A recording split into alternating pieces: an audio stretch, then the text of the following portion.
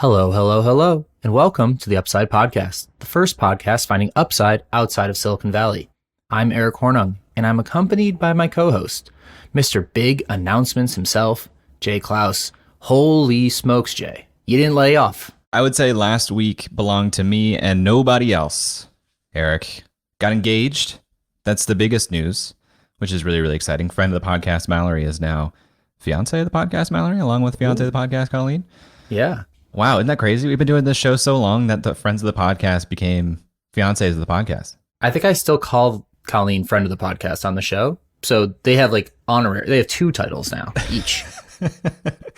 So yeah, that was announcement number 1. Announcement number 2, my accelerator program, my virtual accelerator and private community Unreal Collective was acquired by Smart Passive Income, Pat Flynn and his team, which is super, super exciting.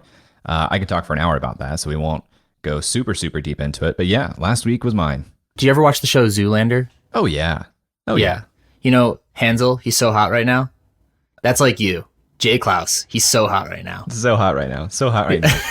Wearing a mustard brown sweatshirt and just raking in the likes on the socials. Well, that's true. The biggest social media engagement hack is just to announce an engagement.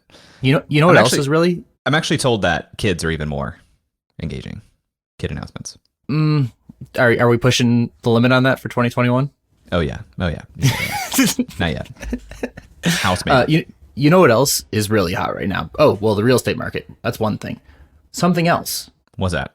Fintech. It's everywhere. I feel like no one can shut up about fintech. And we were talking about fintech back in 2018, Eric. Actually, you sniffed out this company early on, which has been a really great friend of the show now, somebody that helps us feel even more connected to Florida, St. Pete, but also Tampa.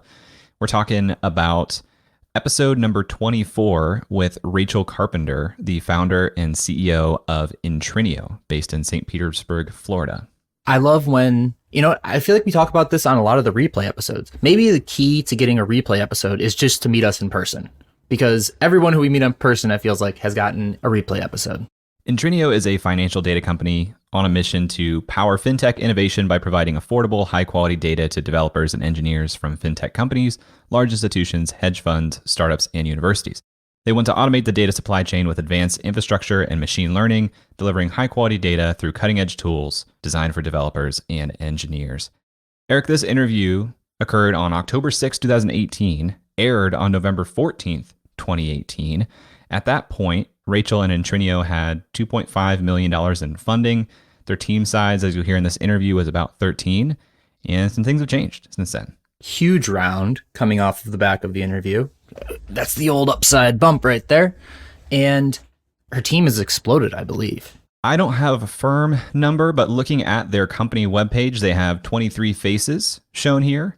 So larger than before. Can't be sure if that's exhaustive of their whole team, but the team has grown. They raised $5 million from Nika Partners in late April 2019. Rachel was named a Forbes 30 Under 30 in 2019.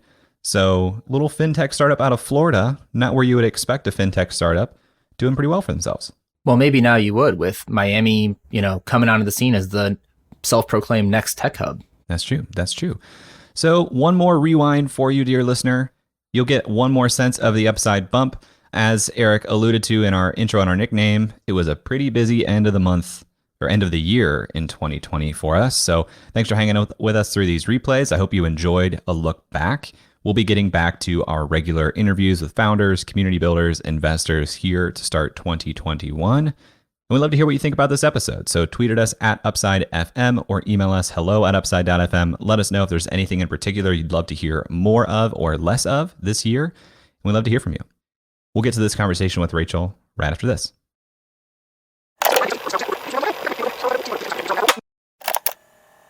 And literally on the phone with one of these firms, they go, okay, if that's all the data you need, it'll just be about $60,000 a month. And I was like, okay, that's funny. We're a startup. And they were like, no, it's going to be $60,000 a month to start. And then it's going to go up from there. So I was like, okay, well, I'm sleeping on a couch. I have negative money after college, and that's just not going to work for us. And so imagine spending an entire year of your life building like an awesome car and then just watching it sit in your driveway because you can't afford to put gas inside of it. The startup investment landscape is changing, and world-class companies are being built outside of Silicon Valley. We find them, talk with them, and discuss the upside of investing in them. Welcome to Upside.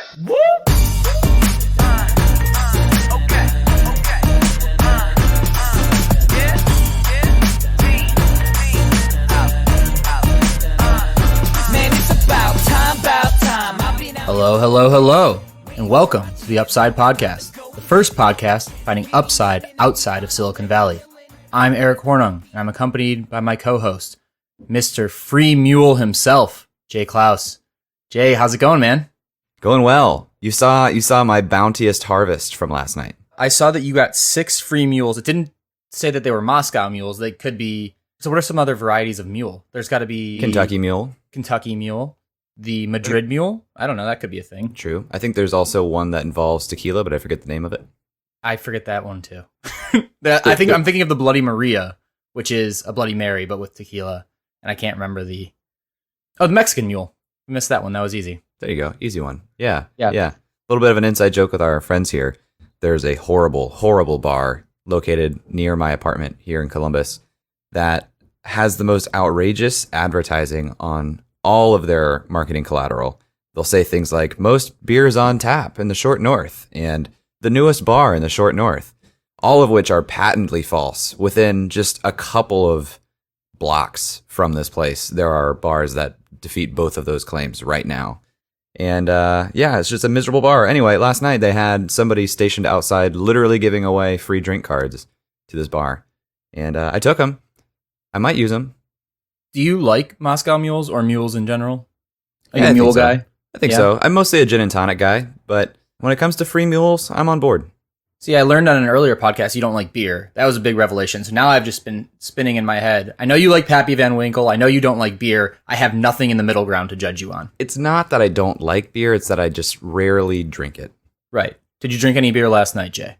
I did. There was an alumni event for the entrepreneurship organization at Ohio State that I was a part of, and it was at a brewery. So for me to support the club, I had to pay for the artificially inflated priced beer to give $2 to the club for every beer that I drink. Good for you. Look at you, just drinking and philanthropizing at the same time. And that's not a word, but I said it anyway. And if anyone else would like to give to the Ohio State Business Builders Club, you can Venmo Ohio State-BBC, and it'll go to the club. Wow, look at that. A plug that we weren't even expecting. Gotta support entrepreneurship. You do got to support entrepreneurship, and that's what we're doing here on Upside. We are supporting entrepreneurs and founders across the United States, across the world, really anywhere outside of Silicon Valley. People who are building incredible companies. And today, Jay, who are we going to talk with? Who's the incredible company we're talking to? Today we're speaking to Rachel Carpenter, the co-founder and CEO of Intrinio. Intrinio is a financial data platform. It's a marketplace for financial data, APIs, and analytics applications built with those data feeds. Their goal is to democratize affordable, easy to access financial data for developers and investors. Based in St. Petersburg, Florida, founded in 2012. So Eric, you're a finance guy. I want to get your take on this opportunity. I understand the product. I'm looking forward to understanding who needs this product, who uses this product. So financial data is just a massive space. Like, I didn't even do any market research analysis to figure out how big is this market, because you might have heard of this guy named Michael Bloomberg. He has Bloomberg terminals. Heard of him? Yeah, you heard of him? Okay. He is a multi-billionaire. He was the first one to really, and do it really well, aggregate a lot of financial data and then sell it. The last count I heard was something like 35,000 Bloomberg terminals around the world. And those things go for, I think it's either $10,000 or $15,000 a pop every single year. It might be $25,000. It's a lot of money. Explain to me what a Bloomberg terminal is. So a Bloomberg terminal is your access point to the Bloomberg network of financial data. It has it's a customized computer, effectively. It has a really weird keyboard with a lot of colors on it that you have to learn. And it's just one of these examples of finance being like high barriers to entry by introducing something that is more difficult than it needs to be.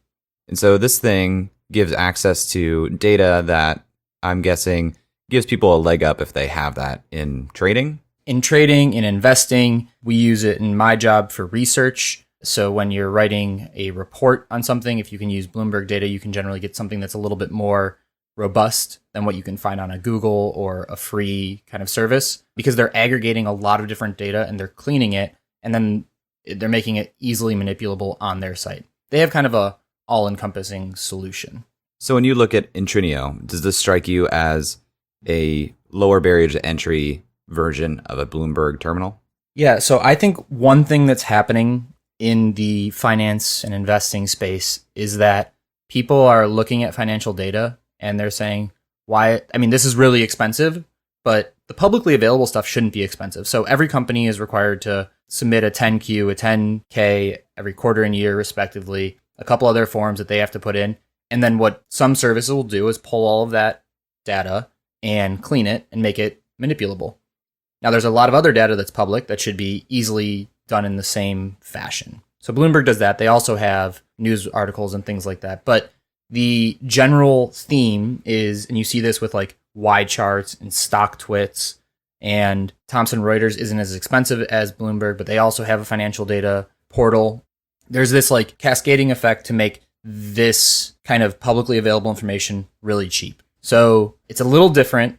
So this is like your baseline data. It's making it really cheap and making the data sets really clean so that data scientists can do their magic. Machine learning people can come in and like run their algorithms, which are essentially really complicated regressions on the data. And you've heard garbage in, garbage out, right? You need to have great data going in to have a great result coming out. And when I think about Intrinio, I think about them in the same vein as being this kind of publicly available data set and bringing in a ton of different data points to make that data set stronger. So if we, to take an example that might be a little bit more physical world, if we took the weather every like 500 meters around Columbus and we took the aggregate of all of those readings from like a thermometer and averaged it, we'd have a better outcome than if we took one thermometer, right? So I think that's kind of the idea behind financial data, is we want this to be like the best possible data, because then we can make the best possible inferences. What's interesting to me about Intrinio is they are really forward about the idea that they're low cost. So that begs the question to me, what is the value add beyond cost? Because it's very hard to compete on just cost. Cool. All right. And you didn't look at market size. I'm guessing from a competitor standpoint, we're talking about things like the Bloomberg terminal. Is there anything else in that space? I'll be honest, I left a lot of the research to you because this is your wheelhouse. Is there anything else in that space that we should consider a competitor here? Yeah, so there's a couple other, their main flagship product seems to be an API.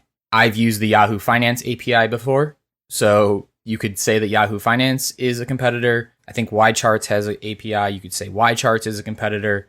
There are two names that I'm not familiar with called Quovo and Plaid. I don't know if they'll come up during the interview, but they seem to be startups that are in or near the space. All right, well, I'm excited to talk to our first company from Florida. You ready to get into it? Let's do it. Rachel, welcome to the show. Thank you. Thanks for having me. Rachel, we like to start with the founder and kind of your story. So can you tell us about the history of Rachel? Oh boy. Yeah, absolutely. So I'm actually originally from Wisconsin. I live in Florida now. I like to tell people that I retired early, but that's very far from the truth. So I grew up in Wisconsin, and I went to school at University of Wisconsin-Madison. And although I am in fintech now, I started out in college as a musical theater major, which most people find hard to believe. I'm very split-brained down the middle between kind of creative and mathematical. It didn't take me very long, though, to realize that I would never make money in theater. So I actually took a Finance 100 course and absolutely fell in love with it and totally switched my major from musical theater to finance, which is a wide swing, but also very indicative of my personality.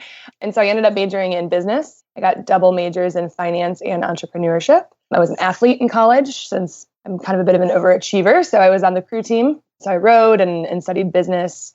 And I actually met my business story starts pretty early because I met my co-founder of Intrinio while I was in school. And he kind of inspired me to really think about entrepreneurship. And we had an idea together. We actually started writing the business plan while we were in college. So I have one kind of funny story about why I decided to become an entrepreneur. I had a student assistant job while I was in school. It was at a big software company in Madison, Wisconsin. People always ask me, why did you decide to become an entrepreneur? And it literally comes down to this story. My job was in the HR department and benefits. So literally my job was to take healthcare information, put it inside of an envelope, seal it, stamp it, and send it to employees, which was pretty painful for me. I'm like, there's not any way that I can really automate this any further. It was pretty awful. So I did it as fast as I could so that I could do my homework during work, as well. I was making like $12 an hour. It was horrible. And we ran out of stamps one day. And so my boss, the woman who ran HR, was like, I put 2 stamps that were like $2 stamps, too expensive, right? Because we ran out. And if we didn't get the healthcare information on time, we're like in huge violation. We had to do it. So after the envelopes went out, my boss called me into her office and she had every single envelope laid out on the table. And she pushed the 2 forward that had the bad stamp. And she was like, do you see a problem here? And I was like, well, yeah, there's 2 different stamps on these. Can you explain to me what happened? Well, we ran out of stamps and I thought it was kind of important to get the envelopes out on time. And she said, this inattention to detail is going to seriously jeopardize your ability to have a full-time job here when you graduate. And I'm looking at her across the table, like, just absolutely in disbelief. And I was like, I do not think that I could ever work for somebody ever in my entire life. Like, it was the most like gross display of micromanagement and just like underutilization of a really smart person that is inside of your company that you just don't care about. And I just literally at that point in time decided to switch. That's when I added entrepreneurship as a second major and just realized I could never, ever work for somebody again. Take me back to musical theater. Why was that a decision when you came to college? What was it about musical theater growing up that you're like, this is what I want to do? So I started even like in middle school. I don't remember why I initially did it, but starting in middle school, I was in every single musical and every single theater production that my middle school and then subsequently my high school put on. I was good at it. They call it a triple threat when you can sing and dance and act at the same time. So I was pretty good at it and I enjoyed it. A lot of my friends were doing it too. And then starting in my freshman year of high school, I started getting the lead and everything. And so I was like, well, I guess I'm good at this and it's fun. So I kept doing it. And then I had a really phenomenal teacher my junior and senior year of high school. And I still have, this is actually painful for me because I still have a letter from him that he hand wrote at the end of the year. And he basically said, if you don't pursue musical theater as a career, my entire career is a complete waste, basically. And then I did it. So don't put that on me. Oh, yeah. Yikes. So I did. I mean, he really believed in me. And it was like basically down to the point where I remember like my sophomore year of high school, I had never had a lead before. And there was a second audition, but I had a job in high school. And so I just was like, well, I can't miss work. So I went to my job instead of coming to the audition, and he held a second one separately just for me to come audition and then gave me the lead. So he was a great teacher. He really believed in me and I was really good at it. So what's your favorite role you ever played? Oh man, probably because it was closest to my personality. We did a chorus line in high school and I was Val. She sings kind of an inappropriate song, but it's a great, she's a really sassy character and it was just a fun production. Eric, did you do any musicals growing up? I didn't, but my sister was really into them, so she did like multiple every year. I have a soft spot for musicals and like Broadway. Same. Like I love them. So little aside, but one thing that you also mentioned was you did crew in Madison, Wisconsin, and that seems cold. I don't know. Yeah. Was that cold? It was very cold. They made us row up until the lakes froze. So, and you can't really wear gloves well because your hands have to feather the blade. So in the Big Ten, they kind of made fun of us and they called us like the Wisconsin farm girls because when you're not able to be in a boat all winter long, you can't work on your technique. So what can you do? Just get really strong so that you just plow through the boats, but your boat's like tipping all over the place because your technique, you don't work on it over the winter, which to a degree was somewhat true. We were a very strong team, but we ended up having to take a lot of trips. So we took a spring break trip to Texas and a holiday trip to Florida, which was kind of fun in college to be able to travel with your team. But that got us out on the water more often when the lakes were all frozen. But yeah, not fun. Very cold. So you fell in love with finance through this Finance 100 class. You get into the business college and you start majoring in finance. Did that, called a love affair or interest, I assume persisted through those different courses, but I'd like to hear more about your journey through the rest of college in the finance major. Yeah, I remember the professor and the day and where I was sitting when, and this is quite possibly the nerdiest thing, but I remember the moment when I learned what the time value of money formula was. And it's a very simple formula. It's literally just how interest works. And I saw it and I was like, that makes complete sense. And it was just like crystal clear to me. And I was like, this is how you take money and you make more money off of it. And it's very straightforward. And I liked the math behind it. And I that day I switched my major in that finance. I was basically like a business general major and I hadn't picked specifically. And it was after that day, that professor learning that formula that I specifically switched my major over. I'd always been really good at math, and this is like the challenge right now. I've gone down that side of my brain path where I'm doing finance and technology, and I missed the theater, and it was like, it's kind of hard to do both, but I was basically making a decision to dive into the other side of my brain with the hope that I can, I don't know, join an a cappella group one day or something, keep that other side of my life alive. But yeah, I fell in love with that. I took international business courses, actually studied abroad in Barcelona for a semester at an international trade school, which was awesome. Not very finance focused, but more like management and international business. Yeah, it just made a lot of sense to me. And to succeed in theater, you kind of have to be in the top 1%. Not that I didn't think I could get there, but a much more challenging. Actually, that's ironic now that I'm thinking through it. It would have been challenging to succeed in the theater world, but starting a business is also very, very challenging. So you didn't pick any easy routes, that's for sure. Absolutely not. So talk to me about post-college. What happens after you graduate? Help us get to the point where you are now with Intrinio. Oh boy, this is where the real journey begins. So I met my co-founder over a pitcher of beer on the terrace in Madison, Wisconsin. And he showed me basically the prototype for what Intrinio was. I didn't know, I wasn't very technically inclined at the time, and he was extremely technically inclined. So it was basically a massive Excel model that was using algorithms to pull data from like 10,000 websites. And I looked at it and I was like, oh God.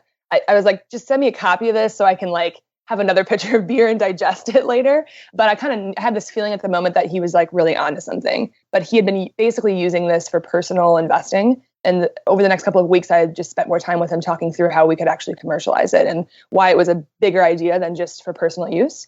Shortly, he was a year ahead of me, and we kind of had decided to become business partners. We knew that any good business has to have somebody that's good at back of the house and good at front of the house. And we knew we'd make a really good combination for that. And we were really good friends. So we basically decided to start the business together.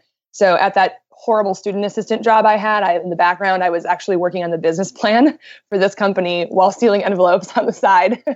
Pretty painful. Take that, stamps. Yeah.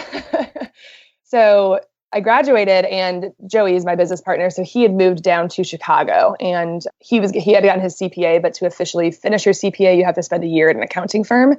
So I equate his year at the accounting firm to my stamp and envelope sealing year. It's like the painful thing you just have to get through to like move forward with your life. So he was, slaving away at that accounting firm down in Chicago. So when I graduated, I was taking job interviews, but like when you're an entry-level finance major, pretty much most of those jobs are like financial rotational programs in a cubicle somewhere. And I was like feeling like I was going to head right back into the stamp situation. So I had a bunch of job offers, pretty much like every interview that I took. And I remember being on the phone with my mom, and I was like, listen, I have two choices. I can take one of these jobs with like a pretty good salary from a good university and a great major, or I can move to Chicago, sleep on Joey's couch, and take the opportunity that's paying me no money right now. And I know not a lot of entrepreneurs have this, and I'm very blessed. My mom was like, which one makes you more excited? And I said, going and sleeping on Joey's couch. And she was like, well, do that, turn down the jobs. And she didn't even hesitate and didn't even really think about it and just recommended that I do that. So very, very grateful to have a family around me that supported me through that. Yeah. But I turned down all the job offers, packed everything I owned into my car, and drove down to Chicago. Joey had a lazy boy couch, which was great. Could have been worse, right? Could have been one of those old college couches that your roommates threw up on for 2 years. So at least we had that going for us. For that year that I was in Chicago, Joey and I were basically living off of his salary together. So like he would buy groceries and I would sleep on the couch. And what was going on that year was that we recognized we needed to learn how to program in order to build this thing into a reality. So what he had built was in Excel. You can't sell a product via Microsoft Excel, really. So we knew we had to take the entire thing and build it into the web.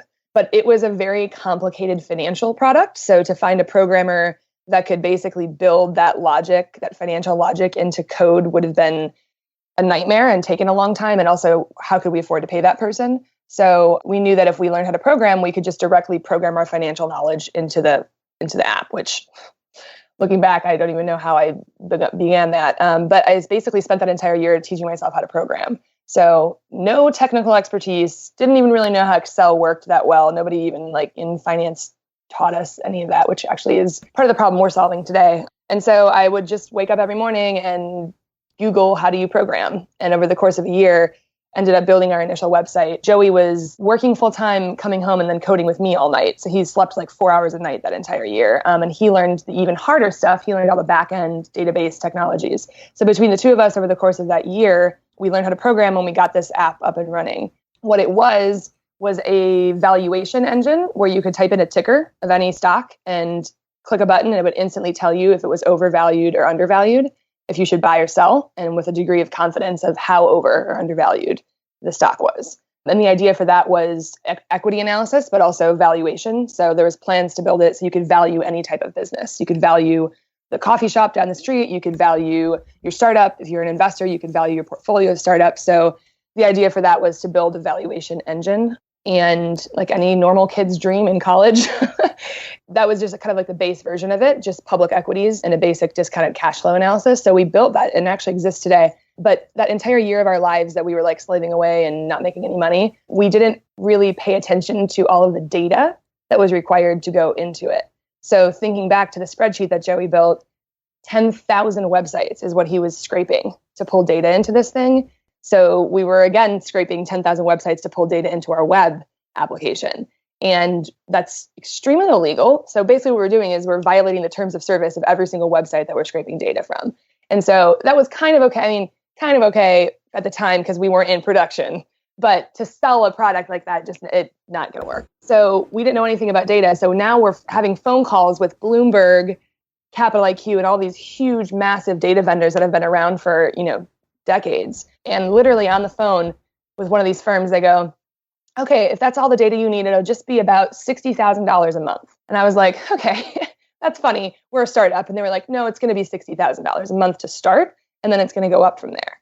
So I was like, okay, well, I'm sleeping on a couch. I have negative money after college, and that's just not going to work for us. And so imagine spending an entire year of your life building like an awesome car and then just watching it sit in your driveway because you can't afford to put gas inside of it. That's like the best way that I can describe how that felt, just completely defeated. And so we almost kind of had a mini business that helped us recognize there was a bigger problem. And then that launched us on a whole new path to fix the data problem in our industry. I want to keep going forward on this, but I want to back up just a little bit and ask you, when you guys were teaching yourselves how to program, what were the languages you guys were teaching yourselves in that year? So the primary language was Ruby, and we chose Ruby Padrino, which is it's like Ruby on Rails, but without the guardrails. It's got a little bit more flexibility, and it's like Sinatra based. So just the degree of complexity of the financial programming we were doing, we needed something like that.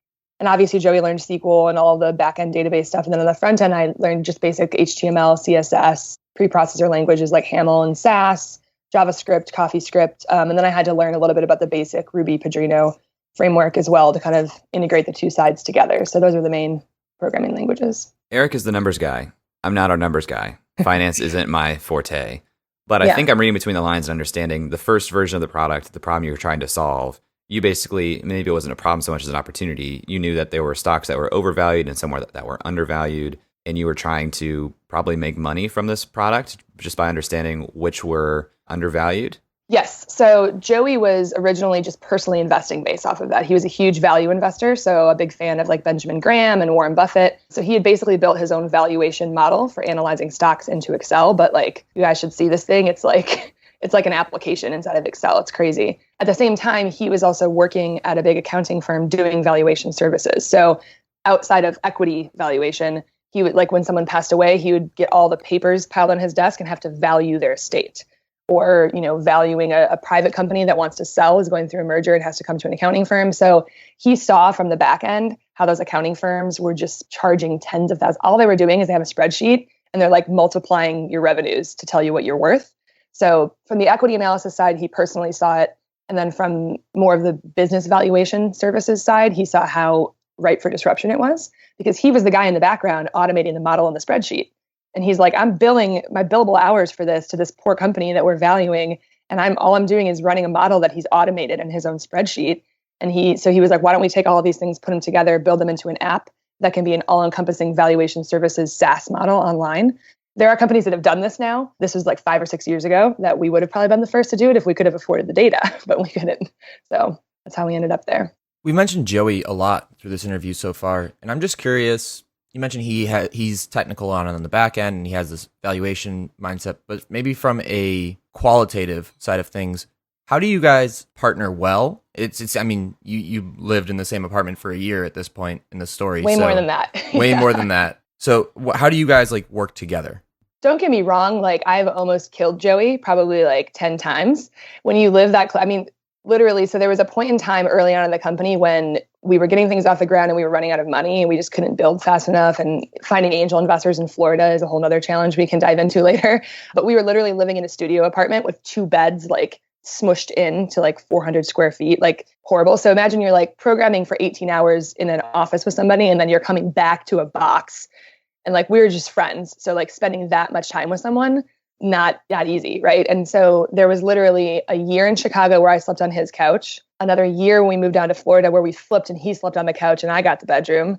And then another 6 months after that we were in a studio with 2 beds when it got really bad before we actually like raised money. So you're looking at like almost 2.5 years of being with somebody. So I admire Joey so much. He's been one of my best friends since I met him in college. And he is probably the smartest person that I've ever known. So I think there's just a lot of respect. He knows how good I am at my side of the business and what I do, and he admires that, and the same vice versa. So I think there's a lot of mutual respect. There were obviously kinks, like defining roles and responsibilities, who's in charge of what, figuring out who's going to be the CEO, which he wanted me to be. You know, there were obviously challenges as we rolled through a lot of that, but just a lot of mutual respect. And I think also just believing in what we were doing. So for the sake of the company, like we have to keep it together, right? We have to learn how to work together and get through all the challenges. What were some of those challenges? I mean, just the living situation was tough when you're that short on money and trying to get things. I mean, I just walked through the apartment scenario, which was a nightmare.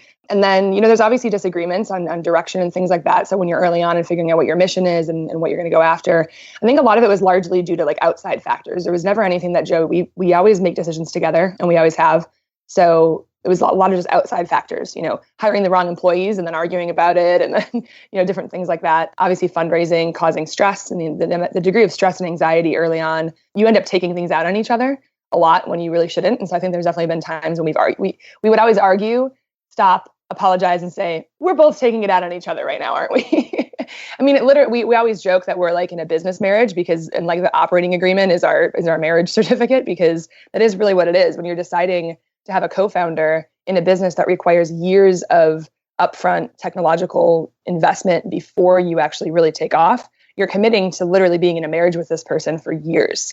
Thankfully, we respect the heck out of each other, and he's absolutely brilliant. So mostly, I think just due to outside factors, living situations, and just the stress and anxiety. And there literally were times when like Joey had packed his bags and I'd be like, all right, let's just think through this. Like we almost literally shut the business down like 2 or 3 times early on because of arguments and things like that. But 100% due to just the anxiety and the stress, and we always got through it.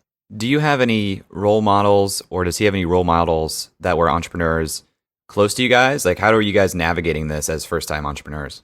Man, I think now we do, but we had no idea what we were doing in the beginning. Like, absolutely not a clue. Like, we made so many mistakes. We probably could have a whole nother hour conversation about just all the things that we did wrong. And I think that's kind of necessary a little bit in the beginning to kind of stumble through that stuff. But I didn't know what it meant to start a business. Like, frankly, getting a degree in entrepreneurship doesn't mean anything. I did it, but there's probably not a single thing that I learned in my entrepreneurship degree that prepared me for like what the real challenges were of starting a business. So you kind of just got to go through that stuff. And even if I had a mentor early on, I mean, I had mentors, like my mom is my biggest mentor by and large, but not really entrepreneur mentors. So I think as we matured as a business, we started to have some of those mentors because getting deeper into the industry and the community and growing, we started to meet the right people. But early on, it was just failing over and over again without very much guidance. Talk to me about this move. So you're in Chicago, which has a decent amount of venture funding. It's kind of a hub for finance. And then you make a decision to move to Florida. Can you walk me through like what was behind that? So Joey was working at McGladrey, the big accounting firm in Chicago. And basically the day after his 365 days to get his CPA, he quit. It was also the day that his boss looked at him and said, I pay more in the data subscriptions you need to do your job than I pay you in a salary. And he was like, okay, I'm going to go fix that. I quit. So he was free from his job, ready to dive in full time. We went to dinner with his parents and they made a small angel investment that basically we could survive on without his salary in the equation anymore. And so we kind of sat there and we were like, well, if we're going to dive in, we knew we had to fix the data problem. We were done with the valuation piece. We had to solve data first, which was a big task. So we knew we needed 1, 2, 3 years, a lot of time to fix that we weren't going to be generating revenue as a company. There was a ton of technology and infrastructure and research that had to go into play. So supporting that degree of time in Chicago is very expensive.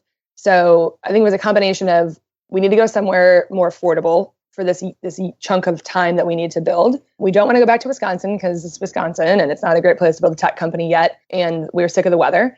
So a lot of factors collided at the same time. My family had actually moved down to Florida. My mom is an author and also has a wine bar down there. And so I knew that I needed to kind of have a part-time job while I was programming. And so I knew I could have a job at my mom's wine bar. My family was down there. It was just the two of us, and his family wanted to retire down to Florida anyway. So families were moving down there. I would have a job.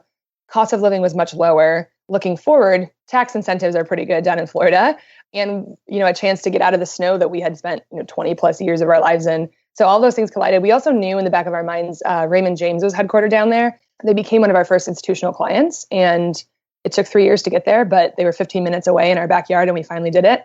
And they're like one of the only big Wall Street banks that isn't located and headquartered on the East Coast. So kind of a different finance attitude that we resonated with. So all those factors kind of came together, and we came down with the intention of just building down here and fell in love with the area. Found it pretty easy to attract talent, lots of talent from the local universities down here. And also, I think we've always been a very frugal company and very bootstrapped. And so thinking like just the operating expenses of building a business in New York versus the rise of the rest areas, it's pretty significant. And I'm actually starting to see that from venture capitalist firms who are actually happy that we're down there. I talked to the CEO of a fintech company that's about to move 100 employees from New York down here because they can't support it anymore. And so I think early on, we got a lot of questions about what are you doing? You should be in New York. And now people are like, okay, I get it. This makes way more sense. And we just love it down here. So what is the problem that Intrinio is solving today? We talked about the valuation piece and you guys moved to data and you're trying to solve data. So how would you define Intrinio today? What's interesting and I think really important for founders is to really have lived through the problem yourself. Like painfully, I talk about that entire year that I spent building and then not being able to afford data. So right after that happened, after we got that super expensive quote, we started thinking through all of our experiences with data. So obviously from a programmer, fintech developer perspective, huge problem, right? If nobody can afford the raw materials, how is anybody innovating in the financial and banking industry? If it's unsexy and it's behind the scenes, but if those raw materials aren't available, you can't build and you can't innovate. If they're restricted to the big firms aren't good at innovating. So we knew that was a problem in that vertical. Then I started thinking back to as I started to program, it became painfully aware to me how bad my technical skills were. And I have a finance degree and from the University of Wisconsin-Madison, and nobody taught me how to crunch numbers. I didn't know how to use formulas in Excel. There was no live data for me to play around with. There was one Bloomberg terminal in the library for I don't know how many hundreds of business students, and nobody taught me how to use it. So we're pumping out finance and accounting talent that doesn't have any real world hands-on experience with anything technical or digesting real live data. So academics, huge problem. And outside of that, even computer science and data visualization, they don't have access to data feeds either. So we knew from a fintech developer perspective, from an academic perspective, both Joey and I are obviously, buying stocks and doing our own investing. We're not going to pay for a big expensive subscription to data. So retail investors have a problem. And also institutional investors. So Joey's time at the accounting firm with his boss telling him, this is getting bad. We're paying so much in data. It's more than your salary. So we looked at developers, fintech entrepreneurs, students, professors, research, retail investors, institutional investors. The degree of pain across all of those is just massive. And people have just dealt with it forever because there's pretty much 5 companies that own 75% of the market. There hasn't historically been very many places to go to find this data. So the biggest 2 problems being that it's super expensive. And then on top of that, the firms that are selling it are built on these massive outdated tech stacks. They're not delivering the data in a modern, efficient way. So it's not easy to use, it's not easy to get, and it's super expensive. So totally restrictive as well. So that's the problem. And when you think about that, you're kind of hindering innovation. And also it's just not fair for there only to be a couple places to go to get that data. As an outsider, help me understand why those 5 companies have such a stranglehold on this data. What do they do that gives them the right to own and sell it at this level? So the best way to think about this is where does the data live? Say you were just going to start a data company right now and go try to do it. Where would the data live? Unfortunately, a lot of it's on paper. which is a huge part of the work that we do kind of on the side to promote digitization of all this information. So like you look at Apple's financial statement. If you want to invest in Apple, you want to know how much revenue Apple made last year, and you want to go find Apple's financial statement. Historically, it's literally been on a PDF, like filed on a piece of paper. And so these firms started, 30 plus years ago with teams. A lot of them actually used teams of college student interns to go manually type all of that data into a database. It's just super human capital intensive. They did it. They have systems put in place to do it, and they're using that. You have to have a ton of money or a ton of resources to go manually source all that data. And that's financial statements is just one kind of data. There's literally thousands of kinds. So they've spent all this time manually pulling in the data. There's a whole other side to it too, with like pricing data is regulated by the exchanges, and the exchanges charge a ton of money and licensing fees for that. And the exchanges have good relationships with these vendors. So there's just these decades of history where they've built up all these processes to do it manually. And also on top of that, there's a degree of like brand safety with it too. So if you're managing a portfolio of billions of dollars, you're just used to these guys, right? Even if their data quality might not be as good, and we're starting to prove that, you're making decisions with other people's money. So there's this stickiness of their brand where you've got your Bloomberg terminal in the corner, or you've got your FactSet license and you've always used it, and you know how to use it, and you use it every day in and out. So there's a brand and stickiness. Bloomberg in particular has a stronghold because traders use it to communicate with each other. So even if you're not using the data, you have a terminal because the little green light pops on and you know your buddy's on, and you can talk to him. So they have like kind of network effects through that. Those are just some of the reasons, but they have a pretty large degree of infrastructure in place. So these companies are manually aggregating a ton of disparate data sources from individual companies. Mm-hmm. And the data sources themselves from individual companies, is that publicly available, just disparate and on PDFs, as opposed to a more manipulative, able to be manipulated version? I think manipulable is the word. I'm not sure. Yeah, so some of it. They have proprietary ways to source some of it. They're curating their own data sets that they own, but a lot of it, and the core set of data is filed on PDFs in certain places. Obviously, streaming pricing data from the exchanges is a whole other group, but there's like an unlimited amount of data that you can source. But by and large, it's just the history of relationships and the fact that they've sourced a lot of it manually. Those are the big reasons. So what's the difference between these legacy players and Intrinio? Primarily, we use machine learning and algorithms to source a lot of this data. So we're riding off of the waves of a new technology that came out called XBRL. It's a programming language. Simply put, instead of filing your data in a PDF, you're coding every single line of it. Kind of tough, right? Because there's a CPA whose job it is to file Apple's financial statements. So now you're looking at a CPA who used to just like type it onto a piece of paper, and you're saying you have to program this now.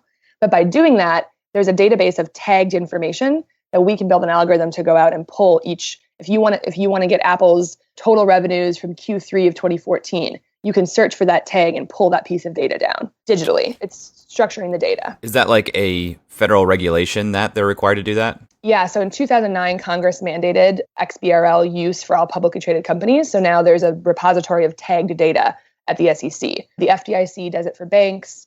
Europe just mandated it for 2020. Asia has been doing it for 15 years because they're always ahead of us. So we're moving off of paper. We're moving in this direction. It doesn't make sense to file things on paper. It has to be machine readable so that we can digest it. Like, how do you even think about, like, from the government perspective? The government doesn't even know what they're spending if it's all on paper, right? You don't have any type of analytics until you get all of that information off of the paper and into a repository where you can actually run analytics on it. China has done this for public companies, private companies, and every single federal institution in the entire country. So think about what happens when a government has a mass repository of tagged data. You start building AI on that. If China started building AI to run their government, right? We're so far behind the United States, it's like terrifying. But on top of that, it also makes the data inaccessible and it monopolizes the industry. So because the data is available now, we're able to use algorithms and machine learning to build this proprietary engine to pull it all in. The biggest piece there is that it needs to be standardized, and plunking things into the right bucket and categorizing them in a certain way. We use machine learning for that versus the big firms that do it manually. So we were able to source a core set of data with 2 people and algorithms. The hard work came in building everything around that because not everything is filed that way. We had to build our own relationships with the exchanges and find ways to pull in data feeds from different places as well. So basically, we looked at what are all the problems with the big vendors. They're expensive. They have salespeople, long contracts, their tech is outdated, nothing self-sign up. You have to pay for a bundle of everything, whether or not you're using it. And we just did the opposite of every single one of those things. We built an open marketplace for the data so that we can sell our data feeds and bring in partners to sell their data feeds to fill in the gaps. And by doing that, you're naturally making it more affordable because it's a la carte. You're only paying for the types of data that you need. It's like shopping on Amazon. Instant chat support, no salespeople, month-to-month contracts. So you're just opening up the entire ecosystem so that whatever your use case is, if you're a student that needs to learn how to build a DCF, if you're a programmer that has the idea for a mobile app, or if you're a professional investor that's pulling this data into a spreadsheet to manage your portfolio, you have a one-stop shop where you can go instantly pick just the data you need, bundle it together, pay monthly, and get support instantly without having to go through a long process or talk to a salesperson. You mentioned machine learning a few times in there. I'm curious on what your definition of machine learning is, and it's kind of a buzzwordy thing, so I want to dig down a little bit into how you're attacking this problem with machine learning. So if I was hypey, I would call it AI, but I think far too many people are using the word AI too loosely, and I think if we had real AI, we'd be much scareder than we are right now. I don't think anybody has actually done that yet. Just depends how you define it, I suppose, but we have an increasingly loose definition of AI and ML, so now everybody is doing it. It's only AI until it works and is expected. Right. I'm sure there's a way that you guys are using AI in your podcast, right? Sure. You guys could do AI now. So everyone's using that. So the way that you can think about it for us is that it started very algorithmic, right? We were using if-then statements. So to break it down, Apple files total revenue, but the digital tag they use is capital T for total, capital R for revenue, camel case, one word. Oracle doesn't want to file that way. So they have a line for cloud computing revenues, hardware revenues, software revenues, consulting revenues, and their total line is just revenues with an S and no capital. So if you're trying to build a program to go figure out how can I compare Oracle's revenue to Apple's revenue? Absolutely not. So to do that, Joey, my co-founder, started building algorithms that said, if it has this in there, it probably belongs here. Try it. Revenues minus expenses equals net income. Does it work? Does it not work? Go back, try again. It's a very systematic way to have an algorithm just using kind of the basic if-then statements, figure out where does this line item belong? What bucket should it go in? How should we standardize this data? Obviously, after 6 to 9 months to build that, you have to train a lot of data. We realized you could probably start using machine learning on top of that. And so we use Amazon's machine learning tools because basically what happens is companies can change the way that they file over time, and standards can change, and companies use different tags. So you have to have some type of system that continues to change over time because the algorithm is static and it's not going to pick up on changes. And so we started to realize if we use machine learning, this thing could grow and get better over time on its own as companies change the way that they file their information. So Joey started building that. I don't know exactly how he did it. I'm not the machine learning expert. That's his thing. I know he's using Amazon, and I know basically that that's what it does. And so over time, if a company changes the way they file, our machine and our system can pick up on it. So the end game with that is that because we're using technology like that, instead of 10,000 people overseas, it's faster, way higher quality, and we're able to put a much lower price tag on it. And how big is your team now? So we have 13 right now, about 4 programmers and some front of the house people, some content marketers. And hoping to double in size over the next 6 to 9 months. When you double, what positions do you need to hire for? So for us, we can never have enough programmers. So we've gotten to the point where we have over 300 different types of data on our marketplace, which is really interesting because we added, for example, another buzzword that I hate, and I honestly didn't want to do this, but we had demand for it. So we added cryptocurrency prices. So now there's 2 crypto platforms online that are powered by Intrinio. So we're behind the scenes powering all of the crypto pricing data into their platforms. Same thing for ETF data. We added an ETF data feed, and then some guy built a mobile app to help investors analyze ETFs, and that ETF mobile app is powered by Intrinio. So for us, our business model is, how many different types of data can we add so that we're the engine fueling all of the innovation in this industry? So to do that, we just need more programmers, right? We have a backlog of data feeds and all of these data vendors that want to sell their data through our ecosystem, and we just can't onboard them fast enough. So the biggest piece for us is getting more developers on board to onboard data feeds. We want to go from 300 to 500 next year. So we need programmers. We always need more programmers. I feel like that's what every tech company says. But for us, we're not just integrating other people's data feeds. We're also building our own data feeds. So getting the right data scientists in place that can work on the machine learning engine, go to Japan and source Japanese data, go to Singapore and source their data. So expanding across asset classes and internationally to build our own data sets as well. that's more of a data science job than it is a programming job to explore and R&D and build new data products. So that's what we need on the back of the house. On the front of the house, we've innovated to the point where we're making all of this data so accessible and so affordable that we don't even do any sales. So we're really good at digital marketing, and we drive huge companies start chatting us on the website without doing any outbound sales to them, which is interesting because it means that companies of that size are feeling the pain enough to be out searching on the internet looking for a solution like this. And that our cost of acquiring them is super low because of that. So we need marketers. We just need people that can help us spread the word, work on SEO, build content. If you think about it from a content marketing perspective, we have over 300 products, right? So the SEO opportunities on that and the opportunity to promote individual feeds is pretty big. So marketers, programmers, and data scientists. What was the decision like to kind of build broadly? So you have 300 types of data products. Yep. Why go that broad route as opposed to having 5 that you guys just crush it on and get all of the available potential customers on? That's a great question. We wanted to be the hub and the marketplace where people come to buy this data to make it even a valuable product for just an equity analyst. We got the fundamentals from the SEC using our machine learning. You have to couple that with pricing or it's not valuable. So if you think about any data set, there's fundamentals and there's pricing for whatever asset that you're thinking of. So no matter what, to even get one somewhat valuable chunk of solutions that solves a problem for one person, we had to work with the exchanges or some type of data vendor that had pricing. So right from the get-go, we had to bring in an outside firm. And the mission largely of the company was not to solve a specific problem for one type of data user. It was to broadly be the supply chain management and the data vendor hub to power innovation across all types of finance. So whether you're building a crypto app or an ETF app or an algorithm or some type of risk software, basically our first mission was to help other programmers that were trying to build that. So our main client is a programmer, not really an analyst, which is interesting because an increasing number of analysts are programmers, and that's what's happening on Wall Street right now. And we took that approach of saying we're going to be API focused. And thinking back to our original problem, there's other people like us out there that want to build an app for the financial industry. We want to be the engine that can power those. So to do that, then you have to have a very broad selection of data. So that's where the idea came from. So we've kind of talked about it a bit, but I just want to address it directly. How does Intrinio make money? So we make money in 2 ways: by selling recurring data feed subscriptions and one-time data downloads. So you find a type of data that you want, there's a monthly price for it, so you subscribe to the type of data. And then whenever you make a call on the API, the data comes through. So 300 products, right? Different pricing for each of them. So if you want financial statements, as we've been talking about, for an individual, it's $40 a month. And you can make a call on the API and pull down financial statements anytime that you want.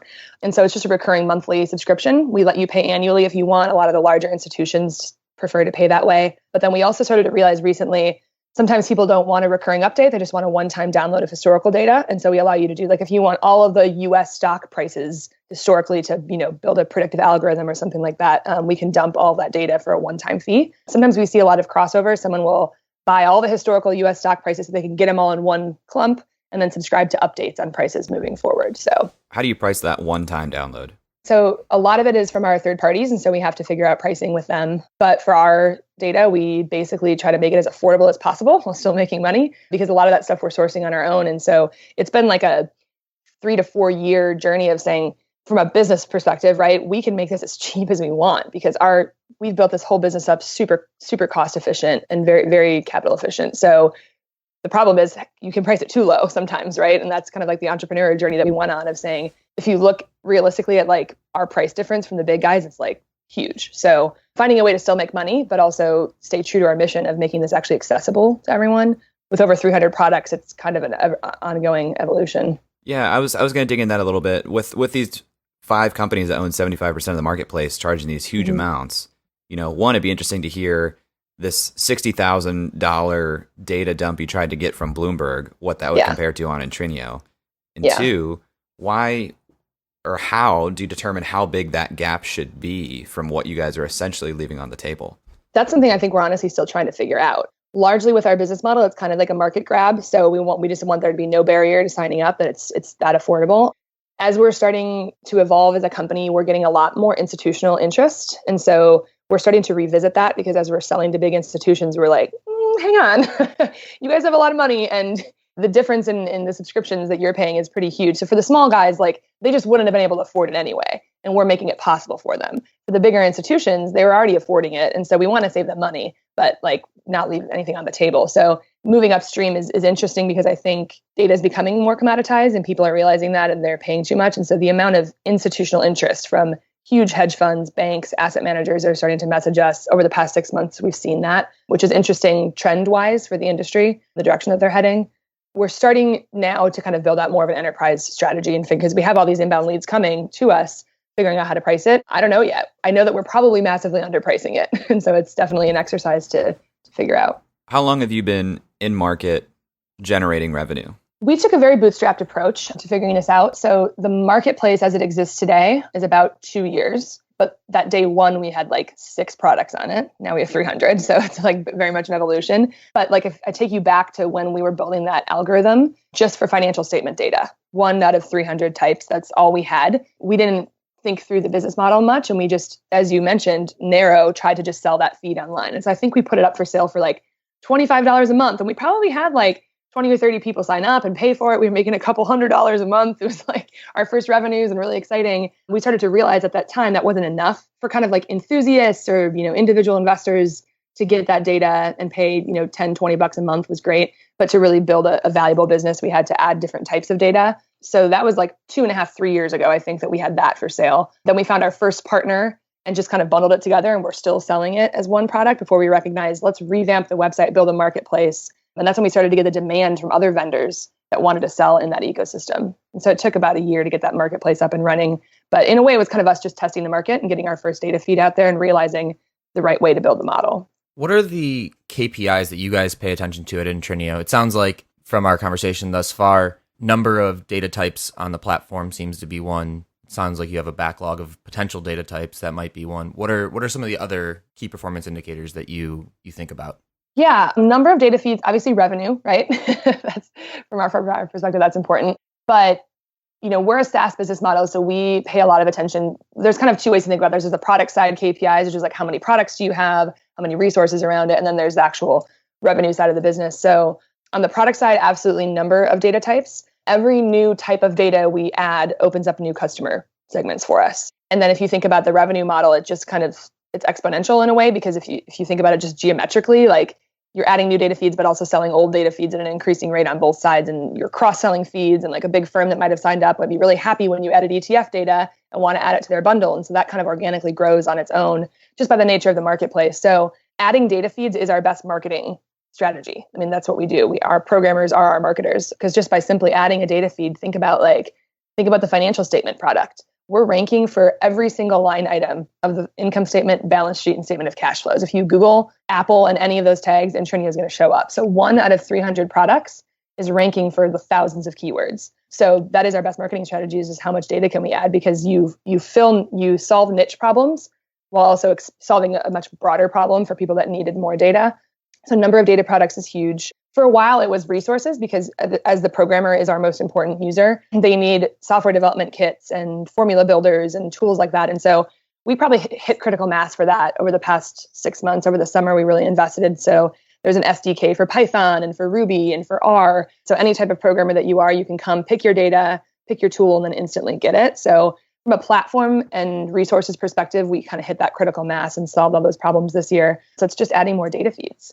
And then on the revenue side, we solve a problem for so many types of people, which is part of the challenge. And we've kind of chosen not to focus on retail investors. Some of them sign up, but we're more focused on the programmer in the institution. And even better, the programmer inside of the institution is our best customer. And so from a KPI perspective, we're tracking from the small end of the spectrum. It's a volume game. What percentage of our users are retail or smaller guys. And on the other side of the perspective is, what kind of institutions are signing up. So an interesting KPI for us is that over the past year, we've really seen the size of the subscription increase drastically, and the size of the firm that's signing up increase drastically. So that's an important indicator for us, is that people are buying more expensive subscriptions and larger firms are signing up. Can you put some numbers behind that so we can kind of get a sense of the magnitude? So we have about 550 paying customers. We've got like tens of thousands that are using free trials and playing around with 550 paying customers. And what's interesting about the model is that one of the fees in our marketplace is $5 a month. and one is 5,000. So if you want to get like, I don't know if you guys are familiar with the IEX stock exchange, the Flash Boys story. We wrap an API and some tools and resources and support around the IEX product because it's pretty much free. And so we charge $5 a month so that developers that are integrating it can chat us and ask questions just to stream. Like, it's not great data, honestly, because the exchange is still they only have like 2 or 3% of the market trading. So for $5, you can get a product like that. You want to stream like real-time Forex prices from like some international exchange, that's like $5,000 a month. But we're kind of a classic power log. So the average subscription is like close to $200 a month. But the customers that we really care about, there's this long tail of smaller guys that are experimenting. And that's important, right? We solve a need for the guys that are playing around or, exploring an app they want to build. But the real growth opportunity where we're seeing all of our growth is on the side of the market that is the bigger institutions. And on average, the institutions are paying us anywhere from $500 to $6,000 a month. What are your biggest costs? You have headcount, you have 13 people. What are the costs of the data? Like, what do margins look like on that? Can you give me a little insight there? Pretty much the biggest costs are human capital and our servers and our tech stack. Because if you think about it from a back end perspective, like it's just the amount of data that we have to host and store is exponential. I had somebody ask me recently what I think the most important piece of technology is to us. And I'm like, are you kidding me? If we had to keep servers in our office, like thinking about the power of AWS is like, I think people are like taking that for granted. Like we're just so used to it, but that's like a business like ours would never have survived if we weren't able to like store on the cloud. But that is our biggest cost because we're data focused. And then human capital, because everything else is really efficient. We're using SEO, a very efficient team to market and sell. So human capital and hosting are the biggest. Are you guys cash flow positive right now? No, don't want to be for the next couple of years because we have a ton of growth. Does that mean you're going to be raising in the near future? I am currently right now. Yeah, so we're raising a Series A round. We've raised like about 2.5 million in capital so far. We're at a pretty stable point now where the marketplace is growing. We're making some pretty significant revenues. Our team is awesome. So for us, it's time to put the gas pedal on. We have basically one of the biggest impetuses behind raising more money is that we have this backlog of data feeds to integrate that is just massive. So like we can't onboard data feeds fast enough. So to be able to bring on programmers and double the size of the types of data that we're selling would be huge for us. So I think twofold growth on the data feed side, but also the opportunity that we have in the institutional space to start selling an increasing number of feeds there. We want to really put the gas pedal on. How do you prioritize the data feeds that are in your backlog? How do you decide which ones that you want to bring on next? That's a great question. And one of our biggest challenges. It's kind of hard to predict what's going to sell. We have a good pulse on it because we use chat support. I don't know if you guys have heard of Intercom, but that's like the best tool. I mean, that's like our entire sales engine is Intercom. We're huge fans of them. So we're getting a pulse daily on what people are looking for, which is also really interesting from like a venture perspective, because if you think about the fintech industry, we get to see before anybody else, what are people building? We had that huge increase in requests for crypto feeds. And then like in Q4 last year, everyone was asking for real-time data. And so we like get to ride the waves and see the pulse of what's going on in fintech, which is really interesting. So we're listening, it's kind of threefold. We're listening to our customers and chatting them and gathering data on what they want. We have this influx of vendors who want to sell. And we're we're feeling people that want to sell the data and people that want the data and matching it up and figuring out, how much if one person's going to buy this, we shouldn't prioritize it right now. But on top of that, we also just know what our gaps are. One of the biggest ones right now being mutual funds. We don't have a mutual fund feed. That's kind of a hard type of data to source. So finding a way to source it or finding partners for that. So just based on our industry knowledge, we know the gaps. And so it's understanding that while also connecting the need and the need on both the data vendor side and the user side. How many total data types do you think there are? Oh my God. It probably would have been an easier question to answer like 3 or 4 years ago, but now there's alternative data sets. There's people that are like counting cars in parking lots and Walmart parking lots and satellite imagery and sentiment analysis and Twitter sentiment and things like that. So I don't even know how to answer that question now because of alternative data. Thousands, if not more, not even counting the alternative data space, because you just think about every asset class, fixed income, mutual funds, equities, multiply that by the types of data and all the derivative values that can be calculated off of it. And also even how do you categorize it in the first place? Like we bundle an equities feed together that's got equity fundamentals and prices together. Is that one type of data, 2 types of data? Is the price to earnings ratio that we calculate off of those 2 data sets its own? Like So even categorizing it is tough. There's a ton, especially with alternative data. How big is this opportunity ahead of Intrinio, and how do you quantify it? So what's interesting is that we're at the intersection of two industries. One is huge and one is growing really fast. The financial data industry is like $28 billion globally. So pretty massive, especially considering like 75% of it is only owned by 5 companies. There's a lot of room for disruption there. So $28 billion globally, growing at like 3%. But we're also in the API management space. Basically, that's a pretty new kind of an industry. I don't know if you guys are familiar with the company MuleSoft. They just got acquired for $6 billion. And it was kind of the first real M&A activity we saw out of that space. And so, but that's a pretty big valuation for an API management firm. So we're keeping a pulse on that. That's really interesting. And we're kind of on the finance side of that. So financial API management in a way. So we're selling data, but if you really think about what our company does, it's infrastructure where we call it the data journey, right? How do you get a piece of data from out in the wild showing up on a pair of VR goggles on the trading floor? That's what we do. And that's API management. So that's only about an $800 million, but it's growing at like 35%. So they expect it to be $3 billion in 2022. So a really old, disruptible, huge, slow growing industry, and then a brand new, really exciting, fast growing industry. So we're kind of at the intersection of those two. It's a pretty big opportunity. And how, let's take that $28 billion globally number. That's probably sort of based off of people buying these super overpriced feeds right now. Yep. Right. So how do you reconcile your opportunity if you guys are competing on price? Yeah, that's what's interesting. So it comes down to like supply and demand and economics. So absolutely over time, if you look at like the Burton Taylor and the companies that do these massive research reports, you see they break out, via company and via type of data. And we have all this data on it, which is great. But over time, actually what's interesting is that every single company except for Bloomberg, their prices are going down slightly over time, right? Because of, the pressures and the commoditization of data. So companies like us coming in with pressure to make it more affordable, that means the price is going down slightly over time, except for Bloomberg, of course. What that also means is that people who weren't previously able to play are able to play. So you have to weigh the fact that prices are going down with the size of the market expanding at the same time. And on top of that, so new people playing that weren't able to play before and changing modes of consumption so that the analyst is now a programmer and quant trading has become really popular. So all of these things coming together, if you actually run the numbers, even if the price is decreasing, the size of the market is increasing pretty drastically, and it looks good in the end. I would love to talk about Florida a little bit more and your decision to be based there. Tell me what it's meant to Intrinio to be based in Florida, either from, you mentioned that talent is there, but you mentioned earlier also that finding angels in Florida was something we could talk about. So let's do that. Okay. I'm going to try not to be jaded here. So Florida is there's tons of people moving here right now. Like the amount of population growth in Florida is pretty insane. On top of that, specifically, a lot of Wall Street is migrating down here. There's a ton of hedge fund activity. So the influx is pretty crazy, especially if that's where we ended up, thankfully, finding some of our angels were Wall Streeters that had retired down here. Cost of living.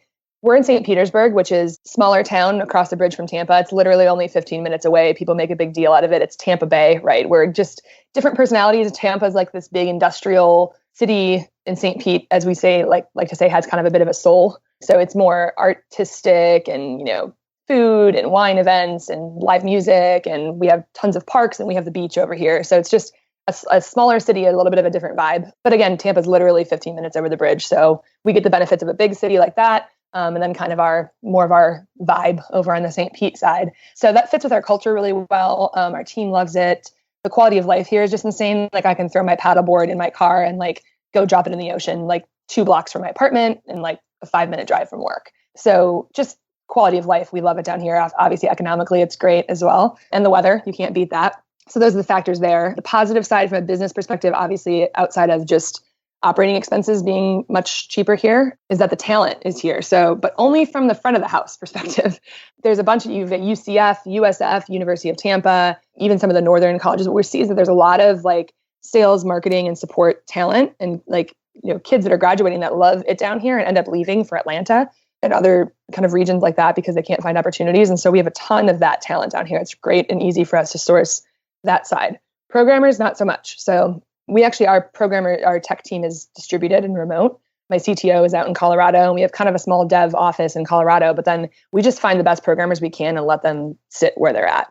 Florida has this history. Obviously, we have like a MacDill Air Force Base down here and the NASA activity. And so there's, the space, there's a lot of government focused stuff that has historically happened here. What that means is that the talent is all government, like not open source tech. They're all doing like Microsoft and .NET and C#, and that's not what startups want to use. That's not how you beat the oligopoly, is by using their own technologies. So there's like, it's really hard to find Ruby programmers down here. And there's a whole other conversation, I think, on like boot camps. Everyone's like, oh, but let's solve it with boot camps. And it's like, I'm not going to hire a junior developer that comes out of a boot camp. It's great. And I think it's a step in the right direction, but there's a gap of someone who's actually been programming for a year or two, so that I can, as a startup, like we can't teach them, like they have to hit the ground running because we're moving so fast. So that's why we have a remote tech team. It's probably, from a business perspective, there's two challenges: fundraising and tech talent down here. That's one of them. We've solved it by just letting them be remote. And then when we have all company meetings once or twice a year, we can get them out of the snow and fly them down here for a retreat, and it works pretty nicely. That leads me to the second problem with Florida, which is funding. You've got, on top of this like government focused history, I would say that Wall Street folks retiring down here is a good and a bad thing, because they're old school in a way. And we're more of a tech company than we are a finance company. And explaining that to someone who's used a Bloomberg terminal their entire life is actually not good and not easy to do. And so we've run into that problem a little bit. The other problem down here is just education. So we don't have a ton of people that understand venture or risky early stage investments. And so what they've done to make themselves feel better about their lack of knowledge is forming these angel syndicates and angel groups, of which I am not a fan for a lot of reasons. You're taking a bunch of people that angel investing is supposed to be one person who comes from an industry that understands it really, really well and can have a hands-on approach and put a significant chunk of money to like help an entrepreneur.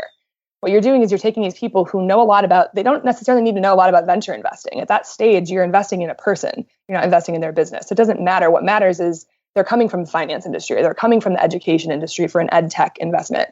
So what these angel groups do is they aggregate together all these people, put them behind a wall so that you're not actually getting the help from an angel investor that you should. And for them, they're taking what would have been a $50,000 investment and making them put 10 grand in 5 different companies, which is not a smart way to angel invest. You can't make money that way. You're spreading out. That's just not, you don't make money that way, angel investing. So it's bad for the investors from that perspective. And it's bad for the entrepreneurs because they're missing out on the actual help from an angel. And even worse, in this region, it has completely monopolized access to angel investors. If these firms are scooping up all of the angels, what are our options? If there's only one platform now for us to go to get an angel investment, how do we negotiate? How do we stand up for our own valuation and our terms? It just completely loses the negotiation power and monopolizes angel investors in the area. I have a horrible story of one of my entrepreneur friends down here, that there was a guy from his industry who sat on the public board of a company that would have been like the perfect acquirer for him and was going to be a great angel and like really well connected. And he was going to give him like $100,000. One of these angel platforms went behind his back, got him to his platform, convinced him to join and split his money up. And so now he was only putting $10,000 into this guy. So why is he going to spend any time helping him? And he's just split his money up across the platform. It would have been the most strategic, would have totally funded his angel round and just ruined it for him. So that's what happens when you aggregate angel platforms together. So we're ruining it on the angel side. And then we also don't have any VC. We have this gap between doing angels wrong and having like private equity and growth stage. There's a ton of that down here. But we have this gap in the VC, raising a late seed to a Series A round. There's not very much going on. There's like 1 or 2 firms in the entire state that do that. Where are you going to raise from then? So I beat my head against the wall for probably a year and a half trying to, I pitched in front of the angel groups. Honestly, they all turned me down. I don't think any of them understood what I was doing. And I had this mentality where I'm in Florida, so I have to raise in Florida, which is totally wrong, especially considering the mentality of a lot of the bigger funds and bigger cities that want to invest in Idaho and weird places like that. That really wasn't the trend at the time. And I think that's why I felt confined to Florida. But it was really depressing for a year because I'm doing something that's kind of crazy and it's taking a historically like huge industry and flipping it on its head. And so it's hard to explain. And I wasn't good at explaining it in the beginning. And so I just beat my head against the wall, and these angel groups would like tease me for months at a time. And you don't have months at a time. You need a small check to keep going, to keep building. And it really can ruin it for you. And so I got told literally the phrase, "We're just going to put you in the parking lot right now." I'm like, no, I'm raising money right now. It's either yes or no. Like I prefer a no. So that's like the attitude they had. And it was just horrible. And so finally, I started to realize I can raise money outside of here. I got really lucky and I found 2 angels, both women, actually, which has been great for mentorship for me, former managing directors of equity research at Goldman and Morgan Stanley. One had retired down here. She introduced me to the other one. They became angels. They sat on my advisory board. So that was just pure luck. I feel bad because a lot of entrepreneurs don't find that down here, and those women hadn't been gobbled up by the angel networks yet. So that was a big help, getting lucky, getting into the community and finding the right people that hadn't been scooped up yet. And then on top of that, what I think really changed my attitude about it was we had an investor out of Singapore who was actually the CEO of a different fintech company that needed data. And they had raised like $30 million from Sequoia. They're a huge growing company. He found us from Singapore, chatted us, and asked if we wanted to partner for data integration. He ended up making a personal angel investment because the more he learned about the business, we were solving a huge problem for him. He not only personally made an angel investment, he introduced me to all of his investors in Singapore as well. So we have 4 investors out of Singapore. And I was like, wait, I don't have to stay in Florida. I can actually get out of here and find people that understand what we're doing. So now I feel like I mentor and talk to a lot of other startups down here who are like, where should I look for money? And they're only thinking Florida. And I'm like, get out of here. Like, go fly to New York, or you even think internationally. It doesn't have to just be Florida. And so then we obviously I got investors out of New York, and we went through a VC program in Atlanta. I got another VC out of LA that invested, and it really kind of opened up my view at that point that you can't kind of stay in one community. The volume of investors you have to talk to find someone that understands it, you're going to shoot yourself in the foot if you restrict yourself. I was wondering through this conversation if any of the users of Intrinio had reached out and said like, hey, can we invest? Yeah, there's one, another former Wall Street guy who was managing his own portfolio, and he's on like the weird retail end of our users. But for him in retirement, he doesn't have his Bloomberg terminal anymore. So he's not going to pay for it as a personal guy managing his own money. So I think we grandfathered him into like a $25 a month plan, and we're just like powering all the data he needs to manage his portfolio. And so he chatted us, asked to talk to me, and he made an investment in our seed round too. That's amazing. This has been fantastic, Rachel. Thank you so much for sharing with us.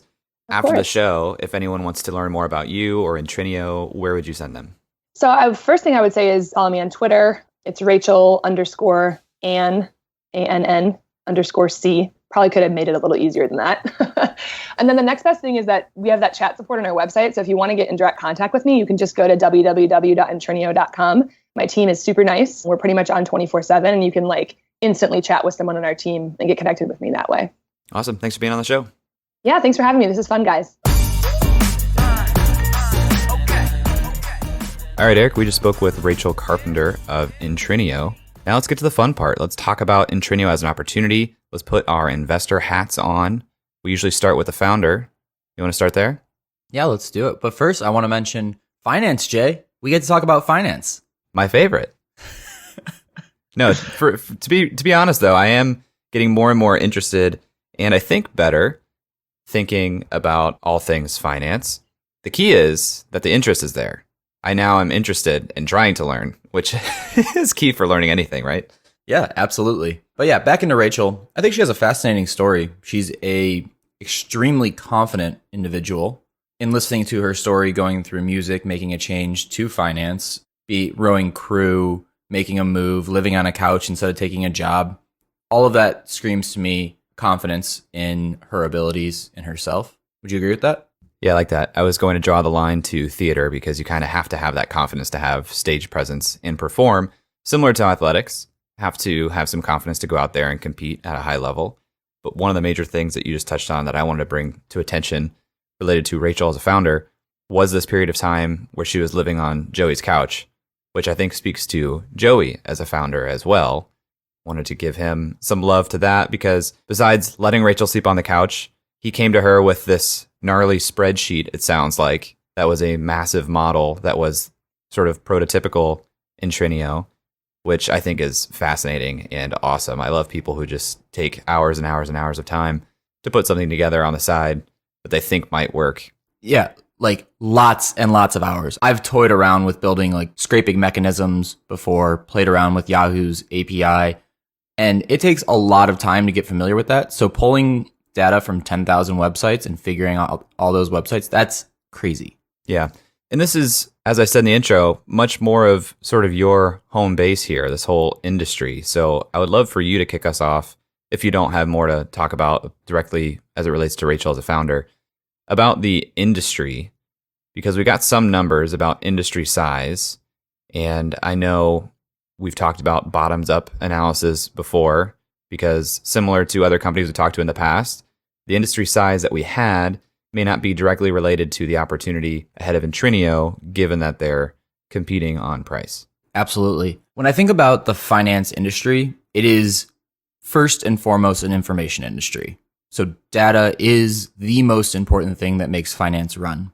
On top of that data, you do analysis. It's the basics of what finance is.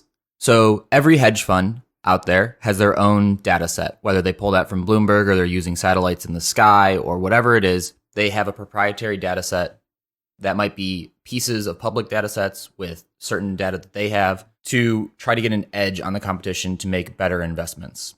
All of this is based on algorithms, and the entire financial industry has moved rapidly this way from probably the 80s until today, where a lot of things are called quantitative trading or quants. You might hear that term a lot. So it's using algorithms to more effectively trade. Pure quants will just trade based on algorithms, where their program will do it themselves. Some people do use a hybrid where they have indicators that alert them to a potential trade, and then they make a decision personally. You also get this trade-off. She mentioned that Joey likes the idea of value investing. That's generally more of a mixed approach where there's numbers that have to be hit and certain metrics, and then also some sort of, well, in the traditional Warren Buffett sense, there's some sort of qualitative assessment as well. Anyway, that's a brief overview of the financial industry itself. All that to say, data drives finance, not money. Interesting. So as someone who's played around with a Bloomberg terminal, do you see this as replacing Bloomberg terminals for people, for opening up the data side for people who previously just didn't have access at all, or as sort of an augmentation for people who are already using existing tools? Which do you think is the most useful and attractive use case? I think that from a pure practicality side, your first scenario is very plausible in that Intrinio could replace Bloomberg. But one thing about finance and the financial industry in general is the concept of career risk, and people like names in finance. That's why people feel safe banking with Chase or clearing through New York Mellon or using Bloomberg data, or what's the saying? You never got fired for buying IBM. That whole shtick is very big in finance, and it is tough to innovate from the inside. So I think Intrinio is doing something very interesting by being the platform for innovators. And I think that's where the real benefit will be shown in the industry through Intrinio. That being said, there might be a scenario where institutional investors use this as an additional data source on top, but I don't think it's going to be an immediate replacement. It blows my mind that there wasn't a mandate for using some standardized language for putting this data together. She mentioned this XBRL protocol that was mandated in 2009 in the United States. I'm sure the countries, sounds like China, who got ahead of that, have a pretty big advantage in that space. But it also strikes me that it would be very hard for a large company that's built on doing things very differently to immediately switch and say, okay, now we're doing things with XBRL. And that gives Intrinio an advantage in that space. Yeah, changing anything related to financial statements is just such a process.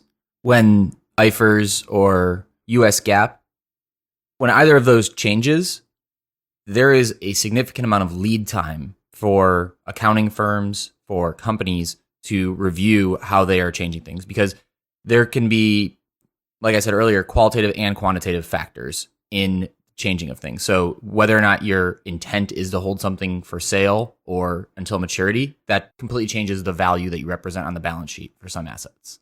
Yeah. So she mentioned that the financial data market was $28 billion globally, growing at 3% per year.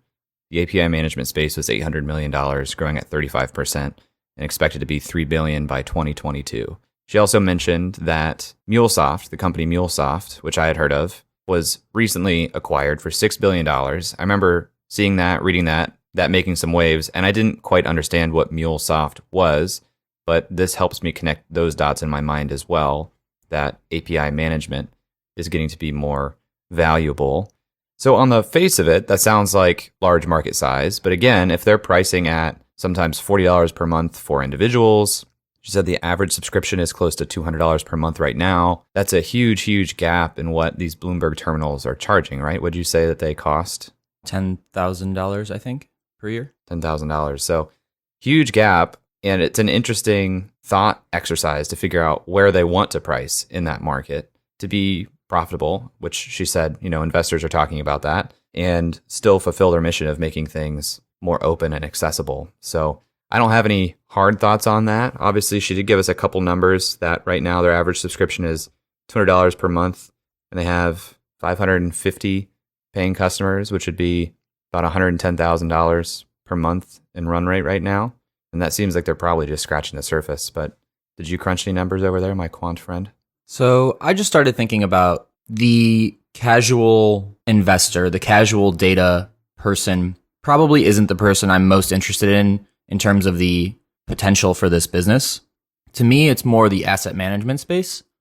So depending on where you look, there's somewhere between, some people say 5,500 hedge funds, some people say 9,000 mutual funds, some people say over 15,000 hedge funds. What it boils down to is no one knows what a hedge fund is, and no one knows what an asset manager is, I guess, in general. But let's just say that there's 10,000 hedge funds in the United States, or asset managers. We'll just call them asset managers in general. So that's hedge funds, mutual funds, family offices, people who are investing in the public markets, private markets, whatever it is, not including VCs. We'll just call it 10,000. They said they're charging institutions somewhere between $500 and $6,000 per month. Right. With an average right now, I think I had of $600 per month. For institutions? Right. Okay. So let's just take the range, though, for now. So 500 times 10,000 times 12 gives them a run rate of $60 million of institutional inflows on the low side. And on the high side, it would be $720 million per year. That's just from the asset management space. That's not where this data can be used elsewhere. To me, this is the core industry for them. This is their bread and butter, and anything else, whether it's an outside programmer who wants to start a company around fintech, or it's you who wants to download the historical US stock market and see if you can run a regression to figure out how you want to allocate your capital going forward. That is all interesting, and that is all supplemental revenue for zero additional cost, but I don't think it's their core market. It's a great business model, putting the price aside, in my opinion. It seems like they do all the work, they build it. There's not a lot of variable costs. Fixed costs, variable costs are low, and they can just scale it to all kinds of these people. And it'll be interesting, I think. I was kind of alluding to this in an earlier question. It seems to me like it's going to really democratize things and bring in people who just can't play right now. And it's hard to track how many of those people may be out there and what they could do with this type of information. So if you're looking at $50 million on the low end and 720 on the high end. I think it was 60 to 700. Oh yeah, maybe it was 50. Yeah. That's a pretty big market opportunity with that alone. And that's United States numbers, right? You're looking at 10,000 offices in the United States. So that's attractive. Did you pull a different conclusion? No, I think it is extremely attractive that this is their core industry. I mean, this doesn't get into individuals. This doesn't get into programmers trying to develop things. This doesn't get into accounting firms who need data. This doesn't get into law firms who need data. I mean, this space is huge. I wanted to understand who the core market was, because those numbers, when they get thrown around, global data is 28 billion. It's like, that's a big, big number, and it doesn't really tell me much other than people need data, which I already understand. So I want to understand more, okay, who's the core customer? It seems to me it's asset managers. I could be projecting. If it's asset managers, if you get $700 million a year from asset managers, everything else is going to fall into place, in my opinion. It's an interesting question of customer versus user, because I think her stated ideal user is a developer, but maybe that's a user within the customer of the asset manager. Maybe that's a developer that's employed by the asset manager. So that's what's interesting. So when she said, I think she said programmers inside institutions are her ideal customer. And when we think about quants are just programmers. Or when I think about quants. I don't think about quants. You don't think about quants at all. Something I did want to bring up, besides the 550 paying customers she mentioned, she said tens of thousands with trials and playing around. which to me, who knows what the conversion rate of that many trials will be. But that says something to me of distribution and market interest, because it's not easy to get things in front of people, and to have tens of thousands of people finding Intrinio and playing around, even at a trial level, tells me they're doing something right in terms of marketing and messaging. It also tells me that most of those people, or most of those users, are likely retail investors. And it might mean that they're not yet finding what it is that they're looking for, but the fact that they're looking means there's some painful problem that they're feeling. And as Intrinio adds to their 300 data feeds, hopefully they find ways to quickly understand the most necessary feeds that these people aren't yet finding. So regardless of who the core customer is, I think that we both agree that this is a large enough market to be attractive. It is a space that provides a product that doesn't require a significant amount of customization between customer groups. So if you do find success in retail, it easily transitions to institutional. If you find success in institutional, it easily transitions to retail. The difference would be the price point that you're paying and the amount of data feeds. And since it's a la carte menu, I think that works out very nicely for them. The flip side of that is a shadow that I have. Spooky shadows. Ooh. Jay, do you want to enlighten the listener on what a shadow is? Yeah, in case you're just joining us, shadows are what we refer to as sort of a red herring, an indication, something that gives us a little bit of pause, and we've identified as something that we would want to dig into more to make sure there isn't a real risk here. Did you just use a metaphor to describe a metaphor? I did. This metaphor is sort of like this other metaphor, the red herring, a device used in American literature. So the shadow I have with Intrinio is this idea that Rachel said that data is becoming commoditized, and Intrinio is leading the forefront in that commoditization by making everything accessible and easily attainable. And she mentioned that they did it in a bootstrap fashion, so it was very cheap to do. My question then is, what is Intrinio's moat? Yeah, what stops Intrinio version 2.0 with somebody who has a stable of developers and can pull in more than 300 data feeds more quickly? That's what you're asking? That's what I'm asking. What if someone funded the next Intrinio with $1 billion and said, beat them to market? It's a good question. I don't have the answer. I think that's a legitimate concern, something I'm sure Joey and Rachel haven't not thought about, but we didn't ask it, and I'm not going to project, but I think that's a valid concern. And I think it kind of comes back to what we talked about earlier, is can you make institutions and people in and around finance comfortable with your name? And knowing that Intrinio data is good, solid, clean, well-respected data. Which brings me to a point that I hate to make on this podcast. Florida is an interesting place for this company. I don't think it should be in Silicon Valley necessarily, but it seems like Florida is not a financial hub, which doesn't affect the access to the tools they need to build this product. But I think it does affect their access to certain members of the network that may help to legitimize them and make that name recognition a little bit more comfortable. What do you think? Well, having flown from New York to Florida and back every week for 3 months straight once, it is a very easy way to get up there if you want to get access to the community. So while it might not be ideal, there's also very large benefits to being an outsider of New York and coming in that every time you're there, you're maximizing your time to meet with people in the community. Whereas if you're there, sometimes you don't maximize your time being there. I see. Good call. It was interesting to hear about her experiences with angel groups in Florida. That was a really interesting takeaway I had that we don't have to spend a whole lot of time on here. I'm sure it will come up in other podcasts or in coffee chats that we have. But the idea that they and people she has known have lost access to who would be really strong investors and board members because their investment was spread across a series of companies through an angel group. That is very frustrating for an entrepreneur. It sounds like she was fortunate to find a couple of female angels who had great backgrounds for what she was doing. And so she's in a spot where she may be able to take this thing to the next step where other people may not find that connection.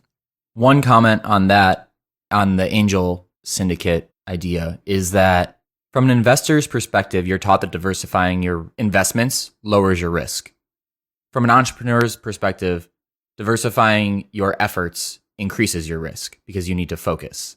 So it's always hard looking across the table and saying these investors should go one-on-one with entrepreneurs, where they could invest $10,000 in 5 companies or $50,000 in one company. Everything in traditional finance tells you go 5, spread it wide.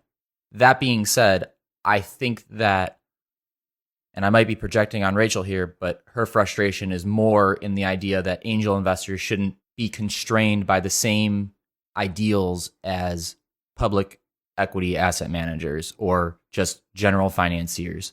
They should be willing to take more risk, not looking at this as another diversification item. Yeah, I guess in theory, there would be a mechanism to take the angel syndicate and split their mentorship and their ability to help these entrepreneurs in a very effective and efficient way. But then again, you may not have a whole group of angel investors who have the right background and pedigree to do that. She was speaking specifically to cases where the investor did and would have been an excellent sort of member of the team. There was something I forgot to mention as it came to Rachel as a founder that I really, really loved and wanted to point to. Her and Joey both. They taught themselves to program the initial versions of this.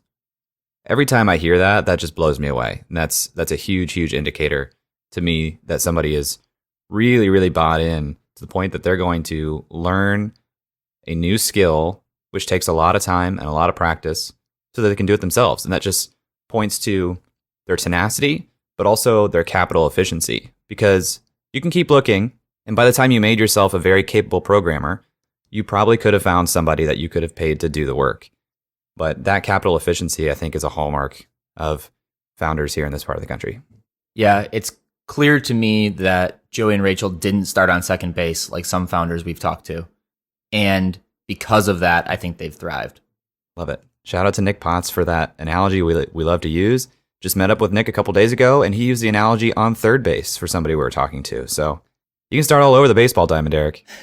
You can start between bases. You can start, who knows? You can start in right field. It's not where you want to be, but...